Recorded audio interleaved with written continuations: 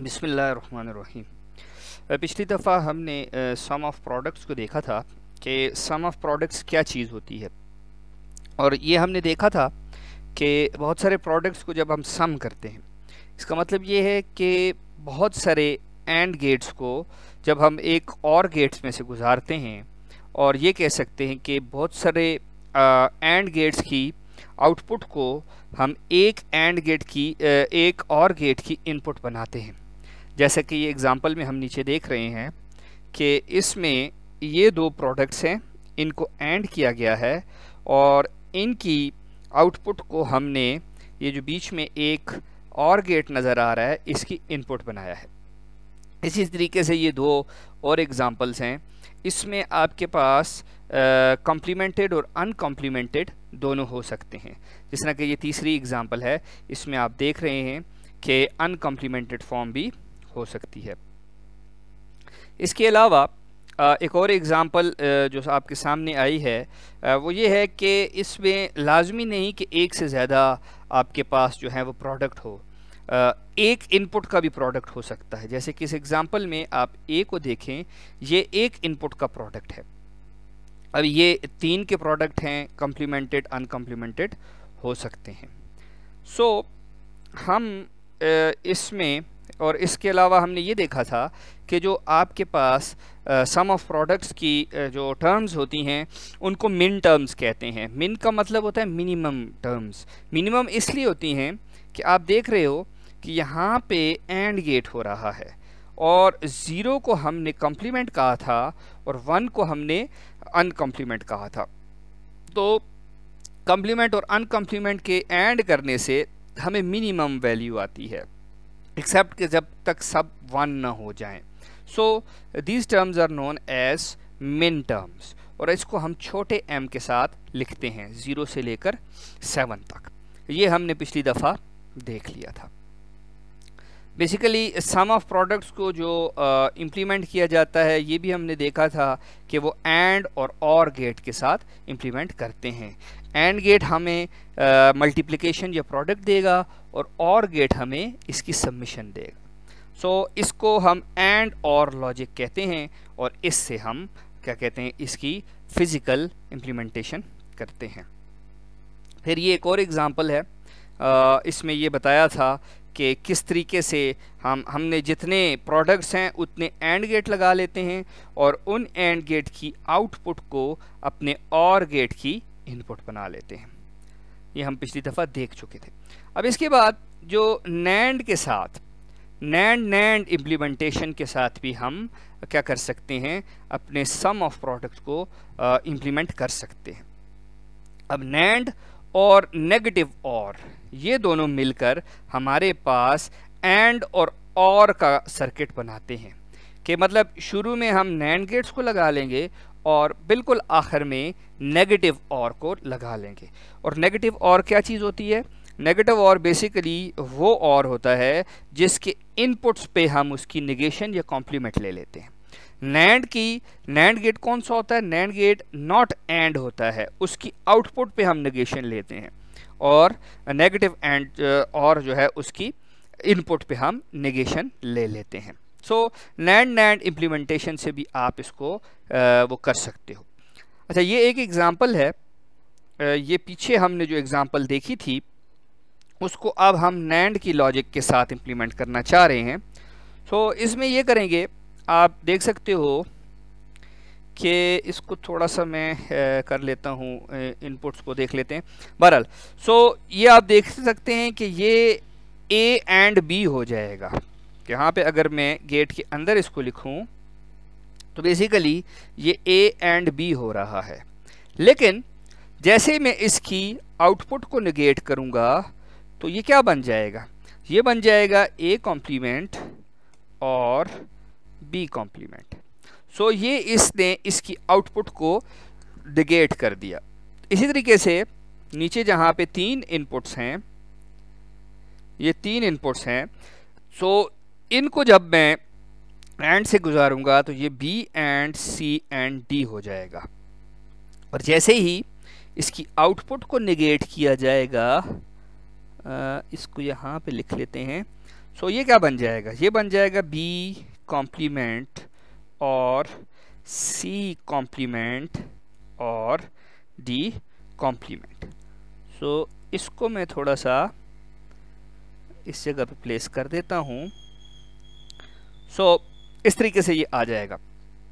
अब ये जो तीसरा है, तीसरा क्या बन जाएगा, ये हमारे पास ए एंड सी बन जाएगा। और जैसे ही ये इसकी आउटपुट निगेट होगी तो ए कॉम्प्लीमेंट और बी कॉम्प्लीमेंट हमारे पास आ जाएगा। अब हमारे पास ये तीनों जो एंड गेट्स की, नैंड गेट्स की आउटपुट्स थी, वो अब मेरे पास नेगेटिव और की इनपुट्स बन गई हैं। और इसके शुरू में ही मेरे पास क्योंकि ये इसकी इनपुट को निगेट कर रहा हूँ, तो पहली इनपुट निगेट होके क्या आ जाएगी, ये दोबारा से ए एंड बी बन जाएगी। और दूसरी जो है, दूसरी निगेट होकर B and C and D बन जाएगी। और तीसरी निगेट होकर, सॉरी ये तीसरी सी है, सो तीसरी निगेट होकर हमारे पास, इसको ख़त्म कर लेते हैं, ये सी है बेसिकली। सो ये जो तीसरी है ये ए एंड सी थी, so this is C basically, C negation. तो ये बन जाएगी, ये एक निगेशन है इसके ऊपर, सो ये बन जाएगी ए एंड सी। और तीनों को जब और गेट में से गुजारेंगे, इस नेगेशन को जब और गेट में से गुजारेंगे, तो हमारे पास वही जो ऊपर ओरिजिनल इक्वेशन थी या ओरिजिनल हमारे पास सम ऑफ प्रोडक्ट था, वो आ जाएगा। सो हम अपने सम ऑफ प्रोडक्ट को सिंपल एंड और लॉजिक के साथ भी इम्प्लीमेंट कर सकते हैं, और नैंड और नेगेटिव और के साथ भी हम इसको इम्प्लीमेंट कर सकते हैं। और नैंड और नेगेटिव और की जो इम्प्लीमेंटेशन है, बेसिकली इसको नैंड इम्प्लीमेंटेशन कहते हैं, है बिल्कुल सेम है। और इसकी वजह क्या होती है, हम क्यों इस तरह इम्प्लीमेंट करते हैं, एक तो ये है कि another way of expressing sum of products है। दूसरा ये, अगर हमारे पास फॉर एग्जांपल नैंड गेट्स ज़्यादा हैं, या नैंड हमारे पास हम ज़्यादा हैं और एंड कम है, तो हम नैंड से भी अपने सम ऑफ प्रोडक्ट्स को लिख सकते हैं। सो ये एक एक्सप्रेस करने का तरीका है। अच्छा जी, अब हमारे पास अगर कोई इस फॉर्म में लिखा हुआ हो सम ऑफ प्रोडक्ट्स, ये अब प्रोडक्ट ऑफ सम है हमारे पास। अगर कोई प्रोडक्ट ऑफ सम में चीज़ है, प्रोडक्ट ऑफ सम का क्या मतलब है कि ये सम है, ये बी और सी डी इज़ अ सम, और ये प्रोडक्ट ये सम हो रहा है ए के साथ, और ए जो है वो 1 के साथ इसका सम हो रहा है, या ए का क्या 1 के साथ या 0 के साथ इसका सम हो रहा है। तो हमारे पास हम डिस्ट्रीब्यूटिव लॉ को इस्तेमाल करते हुए इस ए को इस ब्रैकेट के अंदर मल्टीप्लाई करेंगे, और जैसे ही हम ब्रैकेट के अंदर इसको मल्टीप्लाई करेंगे, तो हमारे पास ये जो इसका जवाब आएगा, या ये जो चीज़ आएगी, that will be sum of products. So this will be the sum of products. तो इस तरीके से हम डिस्ट्रीब्यूटिव लॉ को इस्तेमाल करते हुए अंदर मल्टीप्लिकेशन करते हैं और ब्रैकेट्स को ख़त्म कर देते हैं। सो हमारे पास सम ऑफ प्रोडक्ट्स आ जाता है। अब इसी तरीके से ये मुख्तलिफ एग्ज़ाम्पल्स हैं जिसमें डिस्ट्रीब्यूटिव लॉ को इस्तेमाल किया गया है, और इससे सम।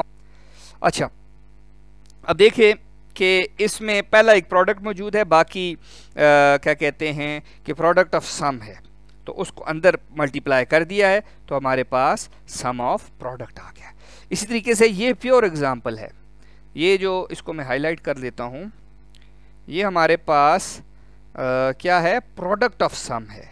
ये देखें, ये एक सम है, एक ये सम है, और इनका प्रोडक्ट हो रहा है। सो प्रोडक्ट ऑफ सम है। अब क्या करेंगे कि इसमें हम डिस्ट्रीब्यूटिव लॉ को इस्तेमाल करते हुए अंदर मल्टीप्लाई कर देंगे। जैसे ही अंदर मल्टीप्लाई करेंगे, तो ये आप देख रहे हैं नीचे कि हमारे पास सम ऑफ प्रोडक्ट्स आ जाएगा। और इसके अलावा डी मॉर्गन्स लॉ को इस्तेमाल किया गया है। नीचे वाली एग्जांपल में डी मॉर्गन्स लॉ को हमने बड़ी तफसील से पिछली दफ़ा देखा था सो इस डिमॉर्गन्स लॉ को इस्तेमाल करते हुए जो आखिर में हमारे पास एंड रिजल्ट आया है, that is also sum of product. So these are the typical examples which you can see in your book at the end of the book or in the pages of the example. तो ये आप उसमें देख सकते हैं. फिर इसी तरीके से ये एक आखिरी एक एग्जांपल है आपके लिए. Just try it at home कि आपने इसको जो है वो कर लेना है सम ऑफ प्रोडक्ट्स में. सो बहुत आसान है. पहला तो ऑलरेडी प्रोडक्ट की फॉर्म में मौजूद है. दूसरे को हर एक को आपने ब्रैकेट के अंदर मल्टीप्लाई करना है और वो आपको सम ऑफ प्रोडक्ट्स दे देगा. So this is what we have got sum of products. अच्छा जी, अब हमारे पास आगे देखते हैं. अच्छा, फिर इसके बाद एक और चीज़ है जो बहुत ही इंपॉर्टेंट है, that is known as the standard sum of product form. हमारे पास जो एक्सप्रेशंस आम तौर पर सम ऑफ प्रोडक्ट्स के आते हैं उसमें कोई एक वेरिएबल की टर्म मिसिंग होती है. फॉर एग्ज़ाम्पल ये जो एग्ज़ाम्पल है आपके सामने, इस एग्ज़ाम्पल में जो ये एग्ज़ाम्पल सबसे पहले तो हम देखते हैं कि इस एक्सप्रेशन में कितने वेरिएबल्स हैं. सो इस एक्सप्रेशन के वेरिएबल्स को जानने के लिए हम हर एक्सप्रेशन को या हर प्रोडक्ट को बड़े गौर से देखते हैं. अब देखें, पहले में ABC है, दूसरे में DB आ गया और इसका ये मतलब, और तीसरे में चारों आ गए. इसका मतलब है A, B, C और D जो हैं इसके वेरिएबल्स हैं. अच्छा, ये डिसाइड करने के बाद अब हम देख सकते हैं कि जो पहला प्रोडक्ट है उसमें D मिसिंग है, दूसरे प्रोडक्ट में C मिसिंग है और तीसरे में चारों के चारों मौजूद हैं. सो पहले में D और दूसरे में C को हम जब लिख लेते हैं या इन मिसिंग टर्म्स को हम जब रिप्लेस कर लेते हैं या लिख लेते हैं तो ये हमारे पास स्टैंडर्ड फॉर्म बन जाती. मतलब ये होता है कि जितने भी वेरिएबल हैं हर प्रोडक्ट में उनकी रिप्रेजेंटेशन मौजूद हो. अब क्योंकि ये इसमें मिसिंग है तो इसका ये तरीका है कि हम जो मिसिंग होता है, मिसिंग और उसका कॉम्प्लीमेंट, उन दोनों का और कर लेते हैं. जैसे ही हम उनका और करते हैं तो वो 1 के इक्वल होता है.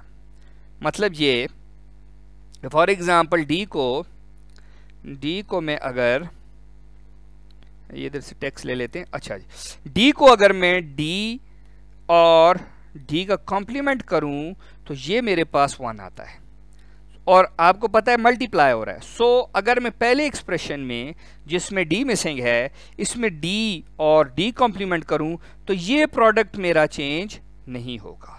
इसी तरीके से इसमें C मिसिंग है तो C और C कॉम्प्लीमेंट करूं तो इस प्रोडक्ट पे फ़र्क नहीं पड़ेगा.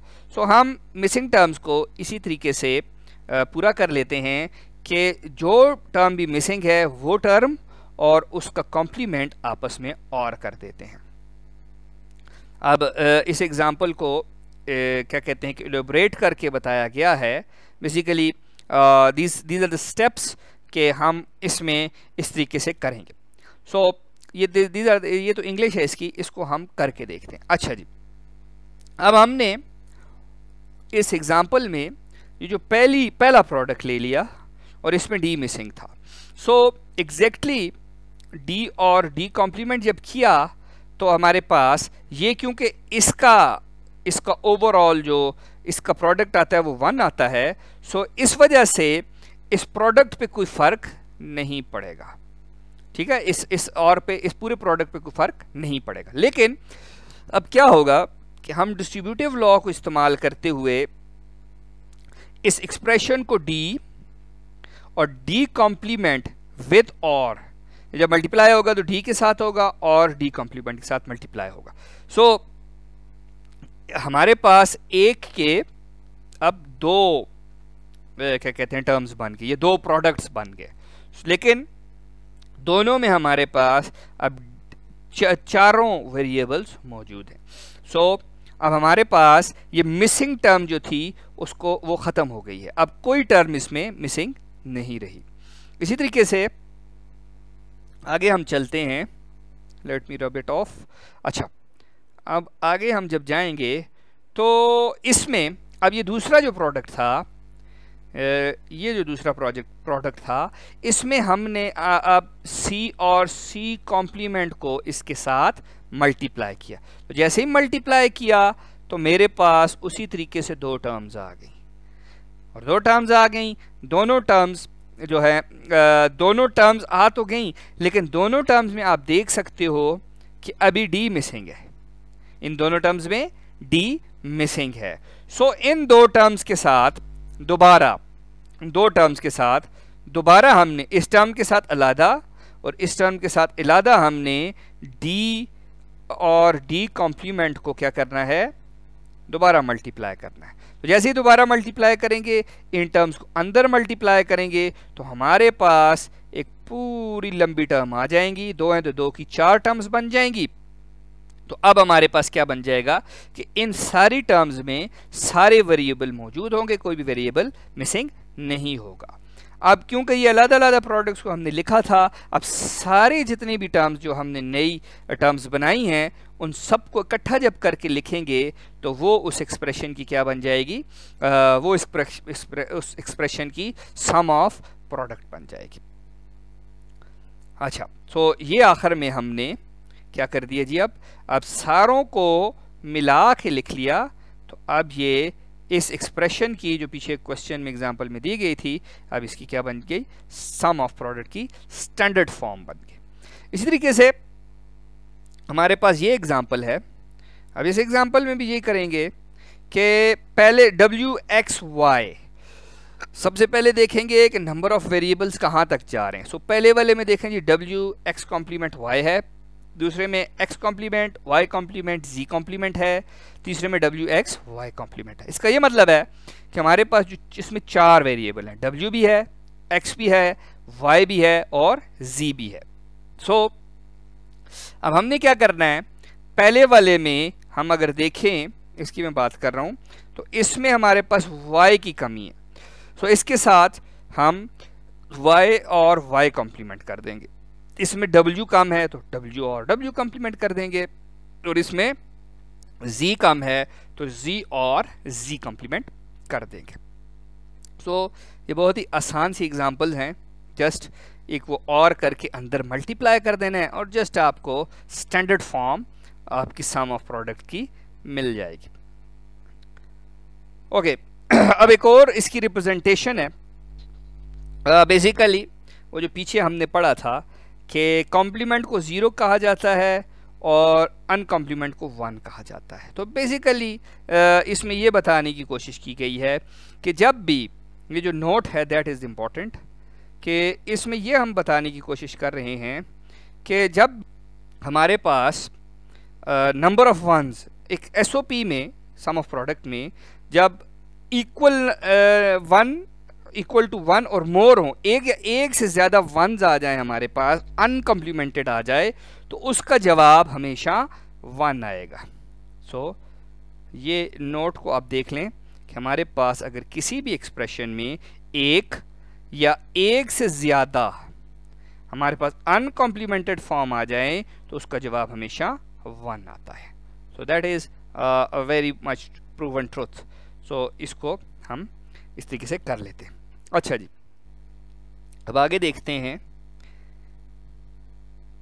ओके, अब हमारे पास जो product of sum of product था उसमें सिर्फ इतना ही करना था कि जस्ट एक्सप्रेशन का पता होना चाहिए, मेन टर्म्स का पता होना चाहिए और मिसिंग टर्म्स कैसे लिखनी है उसका पता होना चाहिए।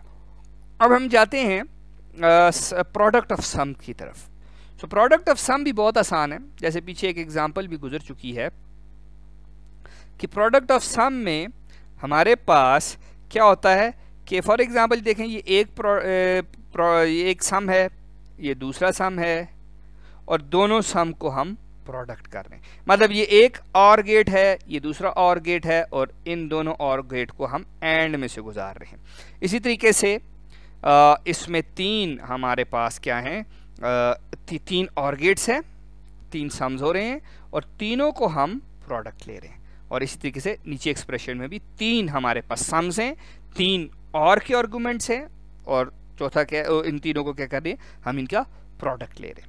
अच्छा, जिस तरह से सम ऑफ प्रोडक्ट्स जो है उसमें एक सिंगल वेरिएबल भी आ सकता है, सिंगल वेरिएबल भी आ सकता है। इसी तरह से प्रोडक्ट ऑफ सम में भी सिंगल वेरिएबल आ सकता है। सो हम इसमें भी सिंगल वेरिएबल ले सकते हैं। नीचे वाली एग्जांपल में देखें सिंगल वेरिएबल को इस्तेमाल किया गया है। जो ए कॉम्प्लीमेंट है, this is a single variable. तो सिंगल वेरिएबल भी हो सकता है, सिंगल से ज़्यादा 2 भी हो सकते हैं, 3 भी हो सकते हैं और 4, जितने आपके वेरिएबल्स आप में इसमें रखना चाहें according to your design and your requirement. तो इस हिसाब से आपके ये वेरिएबल्स चेंज होते हैं। ये पीछे बात हो चुकी है। अच्छा, अब जैसे कि सम ऑफ प्रोडक्ट्स में हमारे पास मिन टर्म्स थी। मिन टर्म्स का ये मतलब था कि सारे जब भी सारे 1 होते तो वो मैक्सिमम वैल्यू देता, वरना मिनिमम वैल्यूज देता था।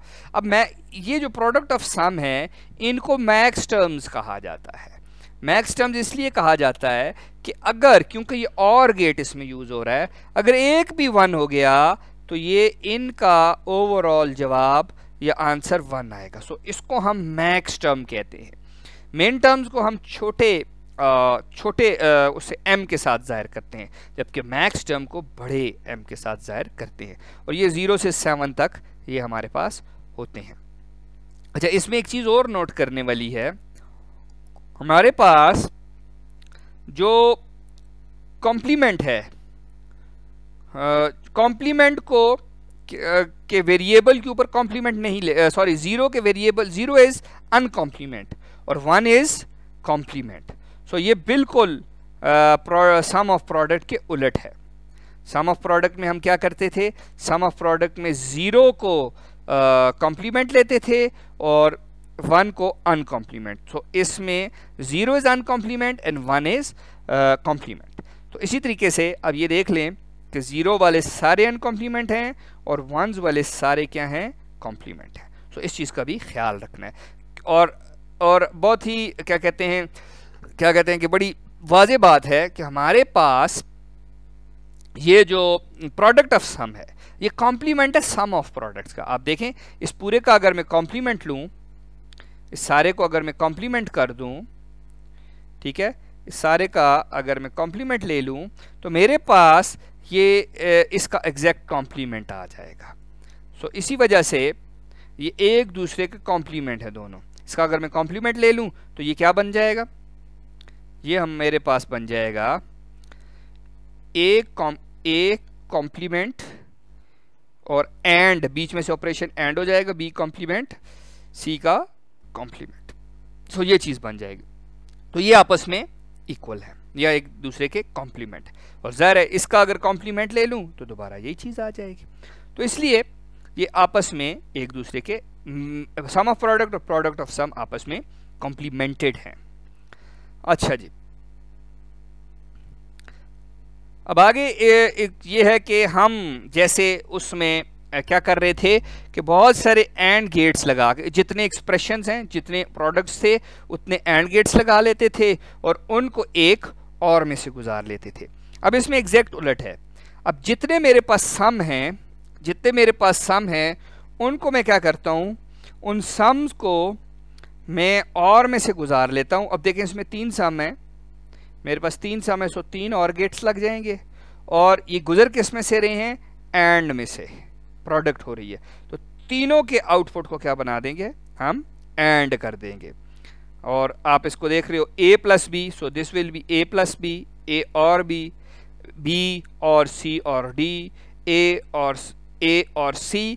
सो ये सारे जब मिलेंगे तो मेरे पास ये एक्सप्रेशन बन जाएगा।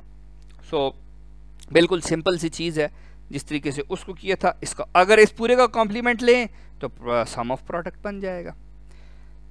अच्छा जी, अब इसमें भी मिसिंग टर्म्स वाला, इसमें भी मेरे पास, जिस तरह ये एक एग्जांपल है, इसको मैं हाईलाइट कर लेता हूँ। अब ये मेरे पास जो एग्जांपल है, अब इसमें देखें कि मेरे पास जो शुरू में है ए बी सी, 3 आ गए, ए बी डी, इसका मतलब है डी भी है, फिर तीसरे में सारे मौजूद हैं। ए बी सी डी इसके बेसिकली वेरिएबल्स हैं। अगर पहले सम को मैं देखूं, इसमें डी मिसिंग है, दूसरे टर्म में सी मिसिंग है और तीसरे टर्म में कोई भी मिसिंग नहीं है। अब इसमें थोड़ा सा डिफरेंट है। उसमें हम ये करते थे कि सी अगर जो भी मिसिंग है, फॉर एग्जांपल डी और डी कॉम्प्लीमेंट कर देते थे जो कि 1 आता था। अब इसमें हम ये करते हैं, हम डी और डी कॉम्प्लीमेंट कर देते हैं। अगर डी है तो डी एंड डी कॉम्प्लीमेंट कर देते हैं। उसमें 1 आता था, सो प्रोडक्ट पे कोई फर्क नहीं पड़ता था। लेकिन इसमें क्योंकि सम हो रहा है तो सम में डी और डी कॉम्प्लीमेंट 0 होगा, तो सम में 0 ऐड कर तो कोई फर्क नहीं पड़ेगा। तो इस वजह से हम मिसिंग टर्म को दूर करने के लिए हम उसके सम में डी और डी कॉम्प्लीमेंट या जो वेरिएबल मिसिंग है उसका और उसके कॉम्प्लीमेंट का हम एंड ले लेते हैं। अब इस एग्जांपल को आगे देखते हैं कि ये इस एग्जांपल में आगे क्या चीज़ हो रही है। अच्छा जी, अब ये मुख्तलिफ स्टेप्स बताए गए हैं, इसको डायरेक्ट एग्जांपल पे जाते हैं। अब ये देखें इस एग्जांपल को, बल्कि ये एक और अगली एग्जांपल, चलिए इसी को देख लेते हैं। इसमें ये है कि पहले वाले में डी मिसिंग है, दूसरे वाले में ए मिसिंग है, तीसरे वाले में सारे मौजूद हैं। अब हम ये करेंगे कि पहले वाले एक्सप्रेशन को लेंगे और इस एक्सप्रेशन के साथ जो सी के बाद जिधर उसकी पोजीशन है उसके बाद डी एंड डी कॉम्प्लीमेंट। अब ये जो डी एंड डी कॉम्प्लीमेंट है ये आपको पता है ये 0 की इक्वल होता है। वो जो 12 रूल्स हमने पढ़े थे, जो प्रॉपर्टीज हमने पढ़ी थी, उसमें ये 0 की इक्वल होता है। इसको मैं इधर लिख लेता हूँ ताकि याद रहे। सो ये 0 की इक्वल होता है। सो सम में 0 करने से कोई फर्क सम पे नहीं पड़ता। अलबत्ता क्योंकि ये इसके साथ मल्टीप्लाई, इसके साथ ये आपस में मल्टीप्लाई हो रहे हैं, लिहाजा ये मेरे जो बार वाली टर्म्स हैं ये आपस में मल्टीप्लाई हो रहे हैं, तो ये इनके साथ भी मल्टीप्लाई होकर ये एक की 2 टर्म्स बना देगा, जिसमें डी भी आ जाएगा और डी का कॉम्प्लीमेंट भी। तो इस तरीके से मेरे पास ये इन दोनों को मैं लिख लूँगा। सो एक टर्म की 2 टर्म्स बन जाएंगे। अब अगली वाली टर्म में ए मिसिंग है, तो उसी तरीके से हमने क्या किया कि ए और ए कॉम्प्लीमेंट को ले लिया। अब इस ए और ए कॉम्प्लीमेंट फिर मल्टीप्लाई हो जाएंगे, सो दोनों में हम एक की 2 टर्म्स बन जाएंगी। ए और ए कॉम्प्लीमेंट के साथ अब हमारे पास टर्म आ जाएंगी। अब ये जितनी टर्म्स आएंगी इन सबको जब हम मिला के लिखेंगे तो सारे एक्सप्रेशन की स्टैंडर्ड फॉर्म बन जाएगी। सो सिंपल है कि मेरे पास इसमें जो भी मिसिंग टर्म है वो टर्म और उसके कॉम्प्लीमेंट को एंड करके उस एक्सप्रेशन के साथ हम सम कर देते हैं और फिर मल्टीप्लाई करके दोनों का हम ले लेते हैं। अब इसी तरीके से है स्टैंडर्ड प्रोडक्ट ऑफ सम जो है वो इसने, ये खैर पिछली एग्जांपल का स्टैंडर्ड प्रोडक्ट ऑफ सम इसने लिख लिया है।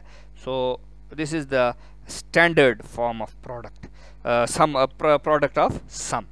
सो ये मेरे पास स्टैंडर्ड प्रोडक्ट ऑफ सम है। इसके अलावा आप ये एक नीचे एग्जांपल रिलेटेड ये आप कर सकते हो। अच्छा, इसको ये कह रहा है जी प्रोडक्ट ऑफ सम, ये सम ऑफ प्रोडक्ट है, सॉरी प्रोडक्ट ऑफ सम है, तो इसको अब आप क्या कर सकते हो। अच्छा, ये नीचे वाली एग्जांपल बड़ी इंटरेस्टिंग है, इसको थोड़ा सा देख लेते हैं। अभी देखें इसमें ए और बी है, सी मिसिंग है, और दूसरा बी और सी है, तो मैक्सिमम ए बी और सी है। तो ये सबसे पहला स्टेप ये है कि आप वेरिएबल्स को देख लो कि वेरिएबल्स कहाँ तक जा रहे हैं, जो अरेंजमेंट में या तरतीब में कहाँ तक जा रहे हैं। सो आपको कैसे पता चलेगा कि आपको डिफरेंट अरेंजमेंट्स आ सकती हैं, लेकिन आपको जैसे इसमें ए है, बी है, सी है, तो मैक्सिमम सी तक जाएगा। शायद अगला कोई एक्सप्रेशन होता उसमें डी भी आ जाता, तो फिर हम ए बी सी और डी तक जाते।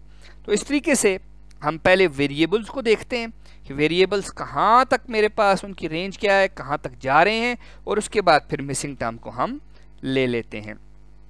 तो ये एक तरीका है कि आप मिसिंग टर्म्स को भी ले सकते हो। So product of sum of product में आपने मिसिंग टर्म्स को ले लिया। अब इसके अलावा वो जो बाइनरी वाला तरीका है, तो बाइनरी वाले तरीके में आपने जो अनकॉम्प्लीमेंटेड है उसको 0 ले लेना है, कॉम्प्लीमेंटेड को 1 ले लेना है। तो हर सूरत आपके पास, अच्छा इसमें ये हो जाएगा कि ज़्यादा अगर आपके पास वो आगे क्या कहते हैं अनकॉम्प्लीमेंटेड ज़्यादा, कॉम्प्लीमेंटेड ज़्यादा आगे, सॉरी अनकॉम्प्लीमेंटेड ज़्यादा आ रहे तो जवाब 0 हो जाएगा। So this is just a form of representation और इसके अलावा कुछ भी नहीं है। So this is the form of representation. So बहरहाल हमारे पास हमें ये पता होना चाहिए कि सम ऑफ प्रोडक्ट क्या है, प्रोडक्ट ऑफ सम क्या है, और हम इनका लॉजिकल डायग्राम कैसे बनाएंगे, और इसके अलावा हम इनको स्टैंडर्ड फॉर्म में कैसे लिख सकते हैं। सो आज के लिए बस इतना ही, फिर अगली दफ़ा इंशाल्लाह बहुत सारी इंटरेस्टिंग चीज़ों के साथ आऊँगा और फिर बात होगी। अल्लाह हाफ़िज़।